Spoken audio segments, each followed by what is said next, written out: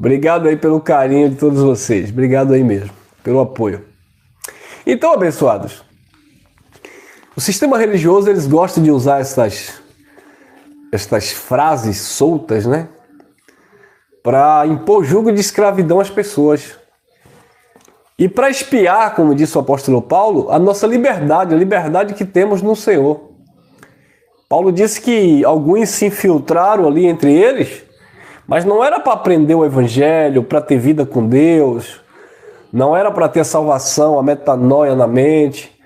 Algumas pessoas se infiltraram entre eles, se filtraram ali entre Paulo e os irmãos, para observar a liberdade que Paulo e os irmãos tinham em Cristo. Porque vocês sabem, abençoados, a nossa liberdade em Cristo incomoda o sistema religioso, incomoda as pessoas. Então, veja que o abençoado está lá no sistema religioso há 20, 30 anos. Ele está lá fazendo jejum, pagando dízimo, fazendo sacrifício no pseudos altares. Ele está lá nas vigílias, nas madrugadas, ele está lá nos montes, ele está participando lá de todo aquele movimento religioso tradicional. De repente você chega para ele e diz: não, irmão, isso aí é uma arapuca, rapaz, isso aí é cilada. Viver Cristo não depende disso aí não. Você é livre no Senhor. O importante é você ter a tua consciência pura, o conhecimento que veio e te libertou. Quando você começa a ministrar a graça de Deus para essas pessoas que não recebem, elas se incomodam, porque elas são escravas do sistema e elas não aceitam ver você propagando essa liberdade.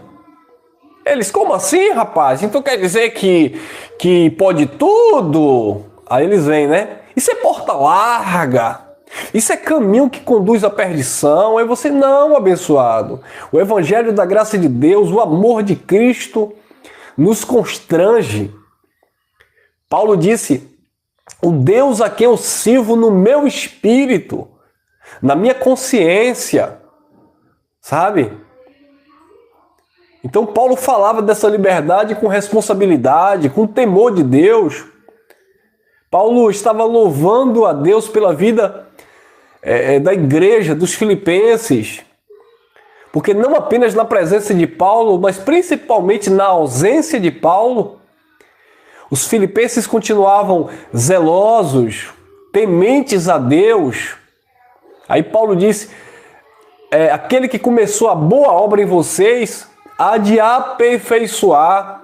Por quê? Porque a liberdade de Cristo na vida da igreja, daquele povo, não era interpretado como uma libertinagem, como uma licenciosidade.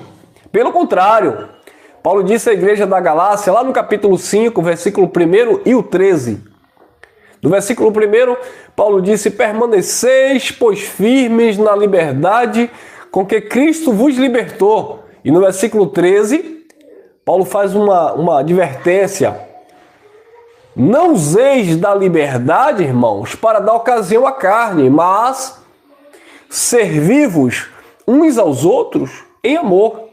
Então, Paulo nunca deu margem de interpretação para os carnais, para dizer que a graça era uma porta escancarada para a libertinagem, né?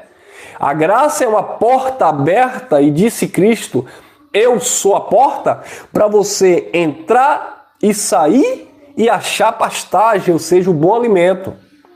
A graça é uma liberdade que temos em Cristo, o evangelho, tá? Nós falamos graça, mas fica muito parecendo que a gente está rotulando. Não, o evangelho, tá? O evangelho é uma liberdade que nós temos em Cristo.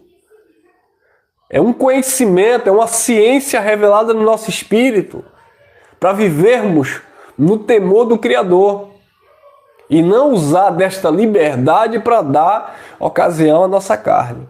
Mas, como eu falei, desculpa, amado, eu estou falando meio fué assim, porque eu tenho problema sério de rinite alérgica. Ontem mesmo atacou, eu queria gravar, não tive condição, tive que deixar uma mensagem aí rodando aqui no canal. Aí hoje eu estou melhorando, estou aproveitando aqui para gravar, não sei como é que eu vou estar mais tarde, então estou aproveitando aqui, tá bom? Então estou falando assim meio rouco e tal, não estranhe não. Então, abençoados, o sistema religioso não aceita ver a nossa liberdade. Então, assim como foi na época de Paulo, eles penetram também no nosso meio para espiar a nossa liberdade. Que negócio é esse, rapaz? Esse irmão Elcio fazia jejum, fazia campanha, fazia propósito, o cara agora só está falando de graça, dizendo que está perfeito, sabe? Não quer fazer nada em que sentido? Por quê? Porque eles têm em mente que devem fazer a obra de Deus. Quando a obra de Deus foi consumada no Calvário por Cristo. E Cristo disse, essa é a obra de Deus, que creais naquele que por Deus foi enviado. A obra de Deus não é crer no que eu faço, é crer no que ele já fez. A obra de Deus não é dentro dos meus méritos ou estabelecendo os meus critérios. É dentro dos méritos e critérios de Cristo. Já está tudo perfeito. Nós estamos agora desfrutando de uma obra perfeita. Mas a religião não aceita isso. Então eles vêm para cá dizendo que nós estamos vivendo a igreja de porta larga, que cabe tudo, que todo mundo anda de qualquer jeito. E vocês que estão em graça, que temem o evangelho, vocês sabem que não é isso. Eu tenho alguns irmãos hoje que se reúnem aqui conosco em graça, e quando eu falei desta palavra para eles há quase 6 anos atrás, eles diziam assim, como assim, rapaz? Então quer dizer que pode tudo, pode matar, pode roubar, porque não tem uma lei mais para dizer que é errado? Eu falei, não, nós temos a lei que diz que é errado. A própria lei civil já diz que matar, que roubar é errado. E a lei divina, a lei do Espírito de vida, por meio de Cristo, ela ministra na nossa consciência, não precisando ter uma lei impressa em um papel, ou na Bíblia, como a Torá, como a lei de Moisés, para dizer que matar, desejar o que é dos outros, do outro, né? Ou dos outros. Para dizer que fazer coisas impura, imoral, nós não precisamos de uma escrita no papel para não fazer ou fazer, porque essas leis do Espírito já estão em nós. A lei moral do Eterno habita em nós, independentemente se você leu na Bíblia ou não. Você pega eu não vou dizer uma criança, mas pega um adulto. Ele nunca leu um texto bíblico. Mas você vai para ele e pergunte assim, ô meu jovem, você acha que é certo ou errado tirar a vida de uma pessoa? Ele pode ter tirado a vida de 10, 20, 30 pessoas, mas ele sabe que é errado. Primeiro que ele é um fugitivo, né? Ele é um homicida. Então, alguém que rouba precisa de uma lei bíblica, judaica, mosaica, para dizer que não pode roubar? Não. Porque dentro da nossa Constituição já tem as leis, né, que condenam essa prática. Então não precisa disso para dizer que é errado ou certo. Agora, mesmo se não existisse uma lei civil que dissesse que roubar, que matar é errado, naturalmente o ser humano, independentemente se ele lê um versículo da Bíblia ou não, ele já não sabe isso, ele não tem isso na sua consciência, que isso é errado, pegar o que é dos outros é errado. Ele sabe disso, abençoado.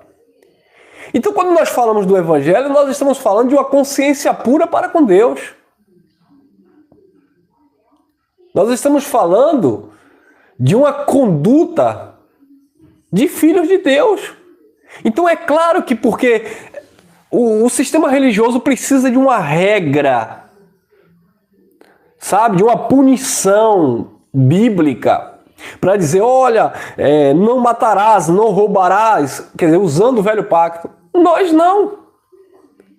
Nós não precisamos disso, porque nós sabemos que o Espírito de vida que habita em nós ministra no nosso coração, na nossa mente, que isso é errado. E como eu falei, mesmo se você nunca leu um texto bíblico, você vai ter consciência disso. Amém, abençoados? Então eles interpretam essa liberdade que nós temos como porta larga que conduz à perdição. Mas é isso que Jesus estava falando? Vamos lá, Mateus capítulo 7, versículo 13 em diante. Eu vou ler o 13 e 14, se for preciso eu vou ler o 15 e 16 também. Olha lá, versículo 13, Mateus capítulo 7, versículo 13. Entrai pela porta estreita.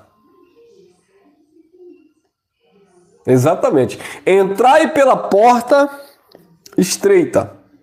Porque larga é a porta e espaçoso o caminho que conduz à perdição. E muitos são os que entram por ela, por esta porta larga e esse caminho espaçoso. O sistema religioso, ele pega esse versículo e ele diz que a porta larga é a igreja que não tem usos e costumes. Eles pegam esse texto e diz que porta larga, por exemplo, somos nós na graça, que não tem dízimo, que não tem batismo em águas, que não tem prática de jejum, que não tem adoração, idolatria ao templo de pedra,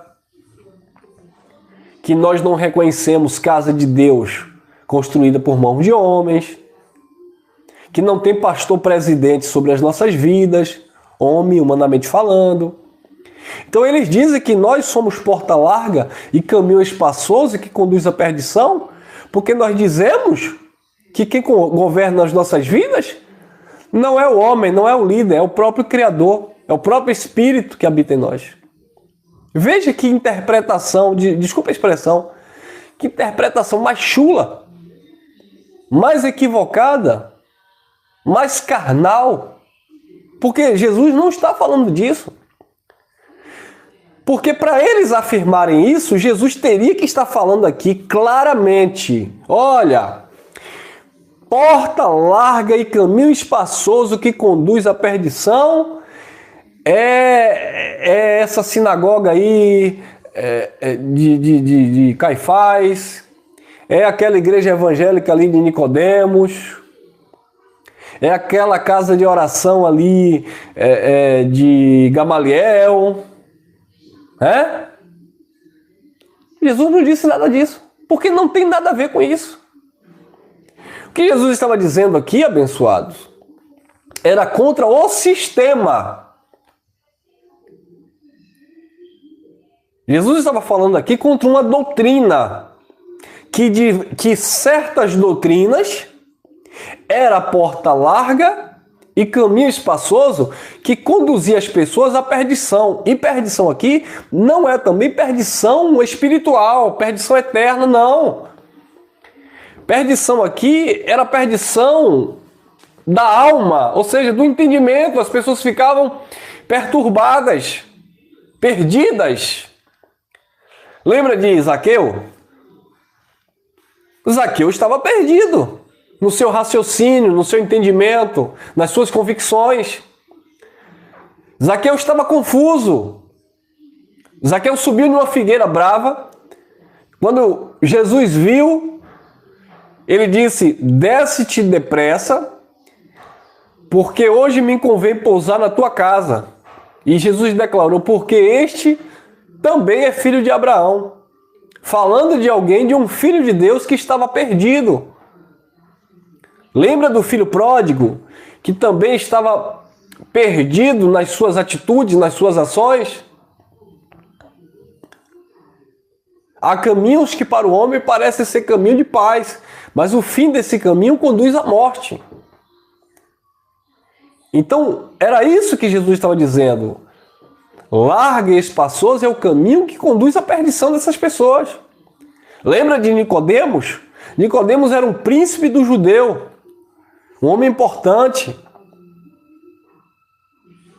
sabe, um homem honrado lá entre os judeus, mas ele estava totalmente perdido, equivocado nas suas convicções, na sua religião. Aí ele foi se encontrar com Jesus à noite. Jesus disse: é necessário você nascer de novo. Nicodemos estava tão perdido que ele disse: como assim? Porventura, já dessa idade eu vou voltar para o ventre da minha mãe, tornar a nascer? Aí Jesus disse: não, Nicodemos, quem nasce da carne é carne, quem nasce do espírito é espírito. Necessário vos é nascer de novo, da água e do espírito. Por quê? Porque Nicodemos estava perdido. Lembra de Paulo quando estava perdido também no judaísmo? Paulo disse: eu persegui a igreja por ignorância.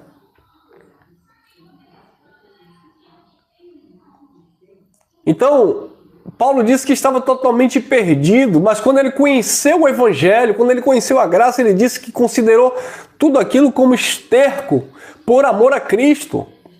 Por quê? Porque ele estava se justificando nas obras de justiça mediante a lei de Moisés. Então é nesse sentido que Jesus estava falando aqui. Entrai pela porta estreita, porque larga é a porta e espaçoso o caminho que conduz à perdição, e muitos são os que entram por ela. Por isso que Jesus disse: eu sou o caminho, a verdade e a vida. Ele não era o caminho espaçoso que conduzia à perdição. Jesus disse: eu sou o caminho, a verdade e a vida. O caminho espaçoso conduzia à perdição, que era o caminho da religião. O caminho que era Cristo conduzia à verdade e à vida. Por isso que ele disse também lá em João: eu sou a porta. Aquele que entrar por mim, entrará, sairá e encontrará pastagem. Então Jesus disse: eu sou a porta e eu sou o caminho. E essa porta e esse caminho que é Cristo, é que era a porta e o caminho estreito, porque tudo convergia para Cristo, tudo apontava para Cristo, tudo tinha que centralizar em Cristo, tudo tinha que passar por meio de Cristo. As portas largas conduziam a outros horizontes. As portas largas e o caminho espaçoso conduzia a ventos de doutrina. E a porta estreita era justamente por meio de Cristo. Era o filtro. Tinha que passar por ele. Aí ele disse: por que vocês não recebem a minha palavra? Por que vocês não entendem a minha linguagem? Porque vocês têm por pai, usando ali o adjetivo, o diabo. Vocês não podem suportar minha palavra. Depois de um sermão duro, os discípulos chegaram e disseram assim: olha, os fariseus não vão gostar dessa mensagem aí não. Aí Jesus disse: toda planta que o meu Pai Celestial não plantou, será cortada e lançada no fogo. Certa feita ele deu um sermão, mas o sermão foi duro. Disseram: duro é esse discurso, quem pode suportar? Por quê? Porque o caminho era estreito, a porta era estreita, porque tinha que passar por Cristo. Ele disse: quem entra por outra parte é ladrão e salteador. Agora, aquele que entra pela porta é aprovado por Deus. Aquele que passa pelo caminho da espada do Espírito é aprovado por Deus. Aquele que recebe a mensagem de Cristo, a mensagem da graça, essa é a porta e esse é o caminho que conduz a esse entendimento perfeito de quem somos no eterno. Agora, as portas largas, o que foi que proporcionou para você e para mim? Para mim e para você? Engano. Eu fui de uma porta larga, que tinha que fazer jejum, que tinha que fazer campanha, que tinha que fazer propósito. Eu corri, nadei e morri na praia. Eu fui de uma outra porta larga, que tinha que ir no monte, que tinha que pagar o preço, que tinha que dar o teu salário. Nadei e morri na praia. Quantas pessoas, eu vou para aquela porta ali, por quê? Porque aquela porta ali, o guru disse que é para sacrificar nas matas virgens. Aí ele vai e sacrifica lá o bode, a galinha na encruzilhada. Isso é uma porta larga, que só conduz à perdição. É ilusão, é engano. Aí ele fica lá 5, 6, 7, 8 anos sacrificando, se doando, se martirizando e a mente sempre culpada. Aí ele disse, sabe de uma? Eu vou sair daqui. Alguém falou do evangelho para ele, ele disse, eu vou ser crente. Aí ele vai para uma igreja evangélica. Chega lá, tem um diabo na vida dele, tem um tranca-rua, tem uma Maria Padilha, tem o preto velho, sabe? Tem um Deus carrasco que se ele não der 10% do salário, Deus toma o emprego dele, esse Deus dele toma o emprego dele. Porta larga que só conduz à perdição. Caminho espaçoso que só conduz à perdição. Se o camarada diz que não vai ficar naquela instituição religiosa, vai sair para outra, o pastor diz que Deus vai tomar uma bênção, que Deus vai tirar o nome dele do livro da vida, quer dizer, ele saiu de uma onde ele sacrificava animais, onde ele sacrificava galinha, e ele entrou em outra, que aqui para nós parece ser muito pior. Porque naquela que ele estava, diziam que ele só se envolvia com o ocultismo, com o diabo, com isso e aquilo. Aí nessa que ele veio, que era para se libertar, ele tem que ter medo do diabo, mas ele também tem que ter medo de Deus, porque se ele desobedecer, o diabo pega, e se ele não honrar Deus, Deus mata ele, Deus tira a salvação dele.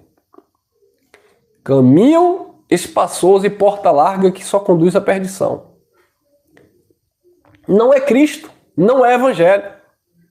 Agora, quando você entra pela porta estreita, ou seja, você deixa a religião, você deixa o caminho espaçoso das diversas doutrinas, você deixa de seguir filosofias de homens, e você começa a seguir o evangelho do Cristo ressuscitado, você começa a andar por esse caminho perfeito. Essa porta, ela se torna estreita porque não tem mais para onde você escapar. Não existe alternativa, não existe plano B. Esse é o caminho perfeito. A palavra que te limpou, que te sarou, que te libertou. Mas a religião não. Ela diz que justamente isso que é porta larga. Que nada, a mulher aí usa batom. O homem aí, ele não usa nem gravata. Isso é porta larga. Vocês estão dizendo que são de Deus, vocês não vestem nem calça social. Isso é porta larga. Isso é caminho que conduz à perdição. Não é. Caminho que conduz à perdição é justamente o sistema religioso, que traz diversas informações e não liberta ninguém. Quer ver? Vou ler o versículo 14. Porque estreita é a porta e apertado o caminho que leva à vida. E quem era a vida? Jesus. E Jesus disse, eu sou o caminho, a verdade e a vida. E esse caminho era estreito, porque só passava por meio de Jesus. Não tinha negócio de passar por sacerdote, não tinha negócio de passar por Nicodemos, não tinha negócio de passar por Caifás, por Anás, não tinha negócio de passar por Moisés, não tinha isso de passar por Arão, não tinha esse negócio de passar... Não. Tinha que passar por Cristo. O caminho era estreito, tudo apontava para Cristo. O único caminho que conduzia à vida. E nós estamos vivendo esta vida maravilhosa. A vida que Deus nos proporcionou pela obra perfeita do Cristo lá na cruz. Porque estreita é a porta e apertado o caminho que leva à vida. E poucos há que a encontrem. E são poucos, né, irmão? Não é todo mundo que encontra esse caminho, que entende essa mensagem, que desfruta desta graça. Aí no 15 ele diz, acautelai-vos, tomem cuidado, porém, dos falsos profetas que vêm até vós vestidos como ovelhas, mas interiormente são lobos devoradores. Por seus frutos os conhecereis, porventura colhem uva dos espinheiros e figo dos abrolhos? Viu aí? Então, no contexto aqui, porta larga e caminho espaçoso era justamente os falsos profetas disfarçados de ovelhas, mas que interiormente eram lobos devoradores. Você quer que eu dê nome? Nem precisa dar nome, né, irmão? Mas o que é porta larga e caminho espaçoso que conduz à perdição? Esses homens que vocês conhecem por aí, esses falsos profetas. Deus está me revelando, Deus está me mostrando, e venha sacrificar no altar Isso é que é caminho que conduz à perdição. Isso é que é porta larga que conduz à ruína. Não é o evangelho. Não é a graça. É essas religiosidades. Venha sacrificar e dê seu tudo e BBB. Vocês podem testemunhar aí. Assim como eu, vocês passaram por isso. Diziam que era o caminho, que era Cristo, que era isso e aquilo. Na verdade, não era. Era homem. Era liderança, era religiosidade. Era legalismo. Não tinha nada a ver com Deus, nada a ver com o evangelho. Olha lá, Efésios capítulo 4. Efésios capítulo 4, versículo 13 e 14. Diz assim: até que todos cheguemos à unidade da fé e ao conhecimento do Filho de Deus, a varão perfeito à medida da estatura de Cristo. Agora, olha o 14.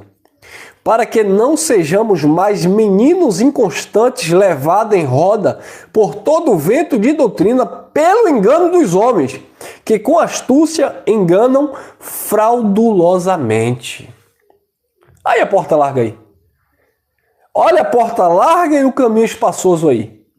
A porta larga e o caminho espaçoso é porque o homem não veste calça social? A porta larga e o caminho espaçoso é porque nós não praticamos o dízimo? É porque nós não praticamos o batismo nas águas?